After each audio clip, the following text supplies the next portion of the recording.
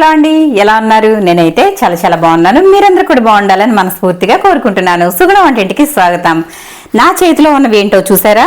పచ్చి రొయ్యలు అలాగే బెండకాయ. మరి ఈ రెండింటి కాంబినేషన్లో అదిరిపోయే కర్రీ అయితే ఈరోజు చేయబోతున్నాను. మరి అది ఏ విధంగా చేసుకోవాలో చూసేద్దామా? Welcome back to my channel.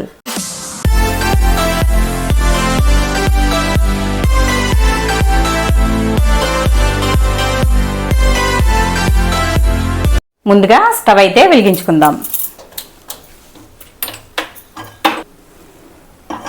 Stove వెలిగించుకుని గిన్నె అయితే పెట్టేశాను. ఇప్పుడు ఇది వేడైన తర్వాత ఆయిల్ వేసుకుందాం. ఇప్పుడు గిన్నె అయితే వేడైపోయింది, ఆయిల్ వేసుకుందాము. నేను ఇక్కడ వేరుశనగ నూనె వాడుతున్నాను. నాన్ వెజ్ కూరలు వండుకునేటప్పుడు వేరుశనగ నూనె వేసుకుంటే కూరలు అనేవి బాగుంటాయి. అలాగే వేరుశనగ నువ్వుల నూనె అనేవి ఆరోగ్యానికి మంచిది కాబట్టి అవి వాడుకుంటే మంచిది. ఇప్పుడు నూనె అయితే వేడైపోయింది. ఇందులో మనం చిటికెడు మెంతిపిండి వేసుకుందాం. మెంతిపిండి కూరల్లో వాడుకోవడం వల్ల ఆరోగ్యానికి చాలా మంచిదండి. కాబట్టి మెంతిపిండి అనేది కూరల్లో వాడుకుంటే ఆరోగ్యానికి మంచిది. తర్వాత నేనైతే ఒక 2 ఉల్లిపాయలని సన్నగా కట్ చేసి పెట్టుకున్నాను. ఈ ఉల్లిపాయలు ఇందులో వేసేసుకుందాము. బెండకాయ కూరలోకి ఉల్లిపాయలు అనేవి ఎక్కువ అవసరం లేదు, ఒక ఉల్లిపాయ వేసుకుంటాము. కానీ నేను ఇక్కడ చిన్న చిన్న ఉల్లిపాయలు అయితే 2 కట్ చేశాను.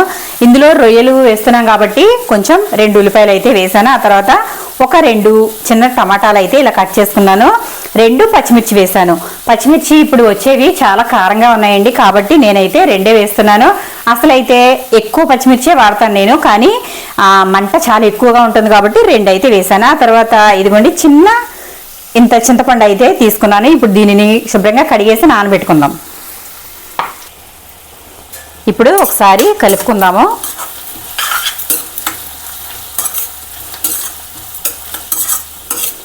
ఇలా కలిపేసి మూత అయితే పెట్టేసుకుందాం. ఇప్పుడు ఒకసారి కలుపుకుందామండి.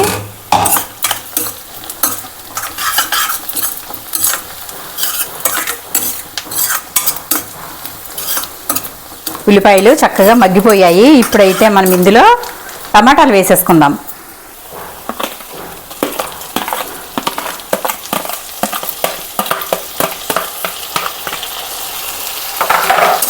టమాటా కూడా వేసేసి మగ్గించేసుకుందాము.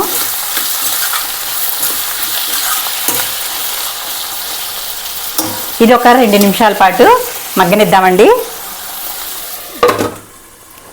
టమాటా చక్కగా మగ్గితేనే మనకి కర్రీ అనేది బాగుంటుంది కాబట్టి కొంచెం టమాటాని మగ్గనిద్దాం. చాలామంది బెండకాయ అంటే మన గోదావరి సైడ్ అయితే తెలుస్తుందండి కాంబినేషన్స్ అనేవి.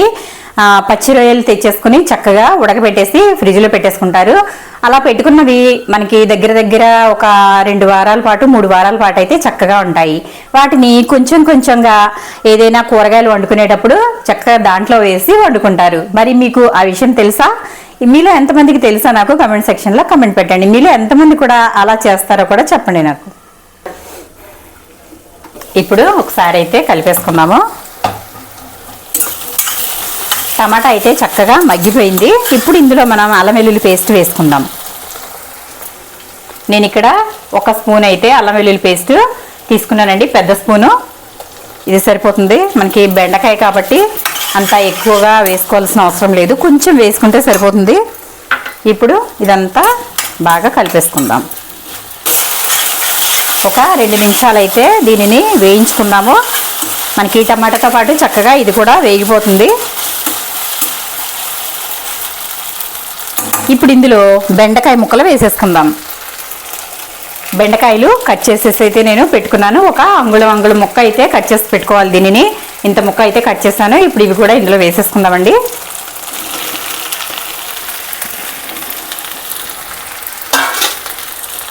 ఇవన్నీ వేసేసిన తర్వాత ఒకసారి ఇలా బాగా కలిపేసుకోవాలి.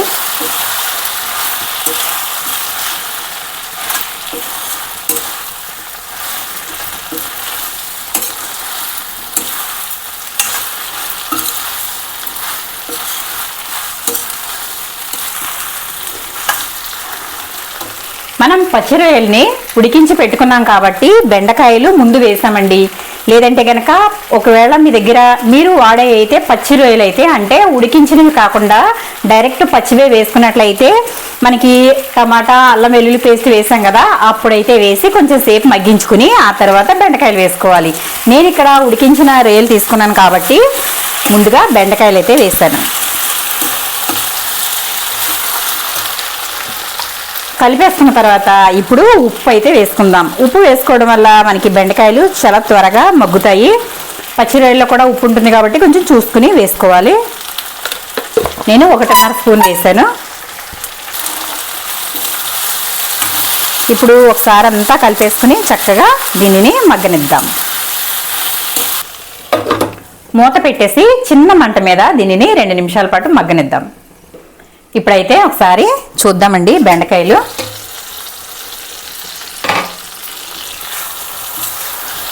మగ్గిపోయాయి.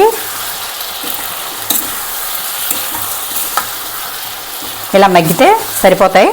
ఇప్పుడు మనం ఇందులో పచ్చి రొయ్యలు అయితే వేసేసుకుందాం. ఇదిగోండి పచ్చి రొయ్యలు. నేను చెప్పాను కదా ఉడికించి చక్కగా ఉప్పు కారం పసుపు కొంచెం ఆయిల్ వేసి దీనిని ఈ విధంగా ఉడికించి అయితే పెట్టుకున్నాను. ఇప్పుడు ఇవి ఇందులో వేసుకుందాం.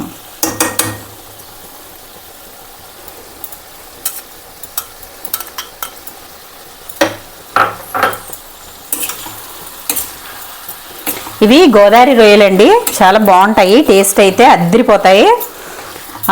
ఇంతకుముందు నేనైతే రొయ్యలతో రోస్ట్ అయితే చేశాను. చాలా అంటే చాలా బాగుంది. మీరు కూడా ఒకసారి ఆ వీడియో చూడకపోతే కనుక చూడండి. రొయ్యలు వేసుకున్న తర్వాత ఇప్పుడు ఇంకొక 2 నిమిషాల పాటు మగ్గనిద్దాం. మూత పెట్టేసి ఒక 2 నిమిషాలు మగ్గనిద్దాం. ఎందుకంటే మనకి రొయ్యలు అయితే ఉడికించి పెట్టానని చెప్పాను, కానీ తర్వాత కొంచెం సేపు అయినా ఆయిల్లో మగ్గితే బాగుంటాయి కాబట్టి ఈ విధంగా వేసుకోవాలి. చిన్న రొయ్యలే కానీ టేస్ట్ అయితే చాలా బాగుంటాయండి. రొయ్యలు చిన్నవా పెద్దవా అని కాదు, అది టేస్ట్ ఎలా ఉందనేది మాత్రం చూసుకుంటే చాలు. ఇప్పుడైతే చూసేద్దామండి. కూర చక్కగా మగ్గిపోయాయి. బెండకాయ రొయ్యలు అన్నీ కూడా చక్కగా కలిసిపోయాయి. సాల్ట్ వేసేసాం కదా, ఇప్పుడు మనం పసుపు కారం వేసుకుందాం. ఒక పావు స్పూన్ అయితే పసుపు వేస్తున్నాను. బేల్లో వేసాం కదా, అందుకే కొంచెం పసుపు తక్కువగానే వేసాను. ఆ తర్వాత కారం వేసుకుందాం.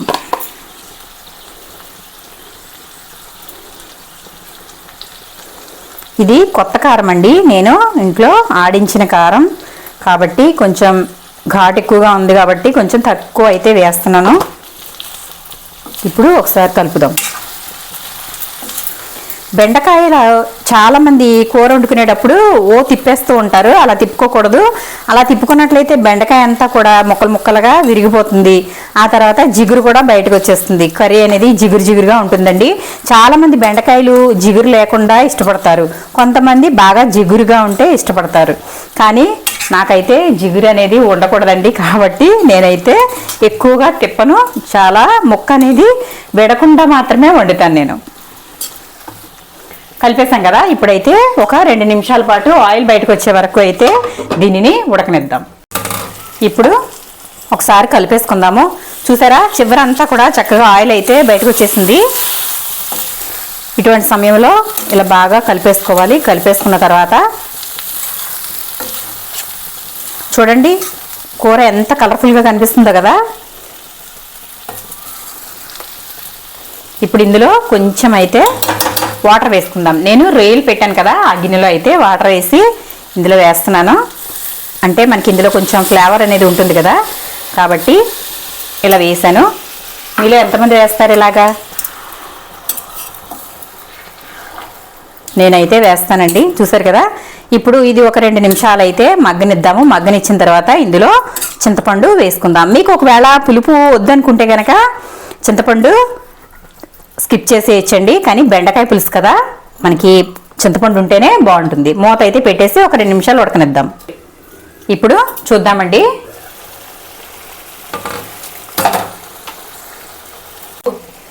చూసారు కదా, చక్కగా ఉడికిపోతుంది మన కూర. ఇప్పుడు ఉడికిపోయింది కదా, ఇందులో మనం చింతపండు రసం అయితే వేసుకుందాం. చింతపండు రసం నేనైతే మీకు చూపించాను కదా ఫస్ట్లో, ఇంత చింతపండు తీసుకుని రసం తీసేసాను. ఈ రసం పిప్పు అనేది రాకుండా వేసేసుకోవాలి. ఎంత కావాలంటే అంత వేసుకోండి. పులుపు తక్కువ తినేవాళ్ళైతే తక్కువ వేసుకోండి. చక్కగా పుల్ల పుల్లగా కారం కారంగా బాగుండాలనుకుంటే కొంచెం ఎక్కువగా వేసుకుంటే అదిరిపోతుంది టేస్ట్ అయితే. బెండకాయ పచ్చి రొయ్యలు అంటే చక్కగా కూర చాలా బాగుంటుందండి. పులుపు కంపల్సరీగా వేసుకున్నట్లయితేనే ఆ కూర టేస్ట్ అనేది చక్కగా ఎనుబడింపజేస్తుంది పులుపు అనేది. ఇప్పుడు కొంచెం అయితే వేస్తున్నాను నేను. వేసేసి ఇప్పుడు ఒకసారి బాగా కలిపేసేసి చక్కగా మూత పెట్టేద్దాము. ఆల్మోస్ట్ మన కర్రీ అయితే దగ్గరికి వచ్చేసినట్లే. ఇది కొంచెం సేపు అయితే ఉడికిన తర్వాత కొంచెం గరం మసాలా, చాలా లైట్గా వేసామా లేదా అన్నట్లుగా ఉండే కొంచెం గరం మసాలా అయితే వేసుకుని కర్రీ దించేసుకుంటే రెడీ అయిపోయినట్లేనండి. ఇప్పుడు ఒకసారి చూద్దామండి. ఆహా, గుమగుమలాడిపోతుంది కర్రీ అయితే, అస్సలు మామూలుగా లేదు. స్మెల్ అయితే అదిరిపోతుందండి. నేను ఇక్కడ గరం మసాలా వేస్తున్నాను చూడండి ఒకసారి. చాలా చిన్న స్పూన్తో ఈ స్పూన్ మాత్రమే వేస్తున్నాను. ఎందుకంటే మసాలా వేసుకుంటే ఈ బెండకాయ రొయ్యల ఫ్లేవర్ అనేది పోతుంది కాబట్టి ఎక్కువగా వేసుకోకూడదు, కొంచెం లైట్గా వేసుకుంటే బాగుంటుంది. అలాగే ఇందులో ఒక రెమ్మ కరివేపాకు,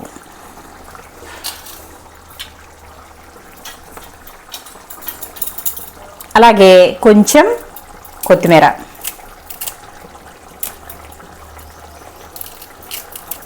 కొత్తిమీర కూడా ఇలా వేసుకోవాలి. ఇలా అప్పటికప్పుడు తుంచి వేసుకుంటే బాగుంటుంది. ఇప్పుడు ఒకసారి అయితే కలిపేసుకుందాము. చూసారా ఎంత బాగుందో చూడండి ఒకసారి. ఇలా దగ్గరగా ఉంటే కూర బాగుంటుంది. మరీ ఎగిరిపోయినా కూడా బెండకాయ అనేది అంత బాగోదు. కాబట్టి ఇలా కొంచెం లైట్గా పులుసులా ఉంటేనే ఈ కూరకి టేస్ట్ అనేది బాగుంటుంది. మీకు ఒక విషయం తెలుసా అండి, ప్రభాస్కి ఎంతో ఇష్టమైన కూర ఏంటండి, బెండకాయ పచ్చి రొయ్యలు. ఇప్పుడు ఒక 2 నిమిషాలు అయితే మసాలా వేసాం కాబట్టి మగ్గనిచ్చేద్దాము. ఆ తర్వాత ఆఫ్ చేసేసుకుంటే కర్రీ అయిపోయినట్లే. కూర అయితే చివరికి వచ్చేసిందండి. రండి ఒకసారి చూసేద్దాము. చూసారు కదా ఎంత చక్కగా ఆయిల్ అయితే బయటకు వచ్చిందో చూడండి ఒకసారి. ఇలా ఆయిల్ బయటకు వస్తే కూర అనేది రెడీ అయిపోయినట్లే.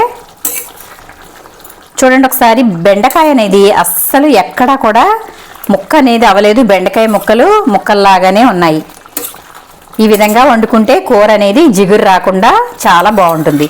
కూర అయితే రెడీ అయిపోయింది. ఇప్పుడైతే స్టవ్ ఆఫ్ చేసేసి మరి టేస్ట్ ఏ విధంగా ఉందో చూసేద్దాం. కర్రీ అయితే స్టవ్ అయితే ఆఫ్ చేసేసాను. ఇప్పుడు నేనైతే రైస్తో రెడీగా ఉన్నాను. ఇప్పుడు మన కూర ఏ విధంగా ఉందో టేస్ట్ అయితే చూసేద్దాం.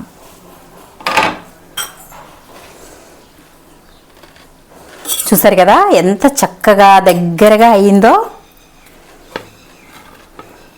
వేడి వేడి అన్నంలోకి వేడి వేడి కూర వేసుకుని ఇప్పుడైతే టేస్ట్ చూద్దాం. కర్రీ చూసారా ఎంత కలర్ఫుల్గా ఉందో. బెండకాయ పచ్చి రొయ్యలు చాలా అంటే చాలా బాగుంటుంది. మీరు కూడా తప్పకుండా ట్రై చేయండి. ఆహా, చూస్తుంటేనే నోట్లో నీళ్ళు వచ్చేస్తున్నాయండి. చక్కగా బెండకాయ, అలాగే చూసారా చిన్న చిన్న రొయ్యలు. గోదావరి రొయ్యలు చాలా టేస్ట్ ఉంటాయండి. వేడివేడిగా కాలిపోతుందండి. మరి టేస్ట్ చూడాలంటే వేడిగా ఉన్నప్పుడే దీని అసలు టేస్ట్ అనేది మనకి తెలుస్తుంది. చూడండి ఇక్కడ నేను ఒక రొయ్య అలాగే బెండకాయ పెట్టుకుంటున్నాను. రెండిటితో కలుపుకుని తింటేనే మనకి అసలైన టేస్ట్ అనేది తెలుస్తుంది.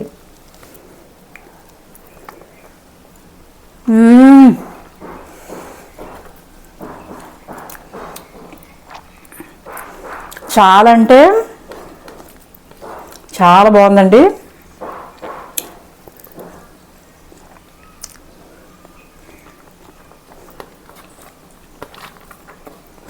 అద్దిరిపోయింది. టేస్ట్ అయితే చాలా బాగుందండి. మరి చూసారు కదా బెండకాయ పచ్చి రొయ్యలు మీరు కూడా తప్పకుండా ట్రై చేసి మీకు ఏ విధంగా వచ్చిందో నాకు కామెంట్ సెక్షన్లో కామెంట్ పెట్టండి. నేను తింటుంటే మీకు కూడా నోరూరుతుంది కదా, మరి ఇంకెందుకు ఆలస్యం, వెంటనే వెళ్ళి రొయ్యలు తెచ్చుకుని మీరు కూడా తప్పకుండా ట్రై చేసేయండి. వీడియో నచ్చితే లైక్ చేయండి.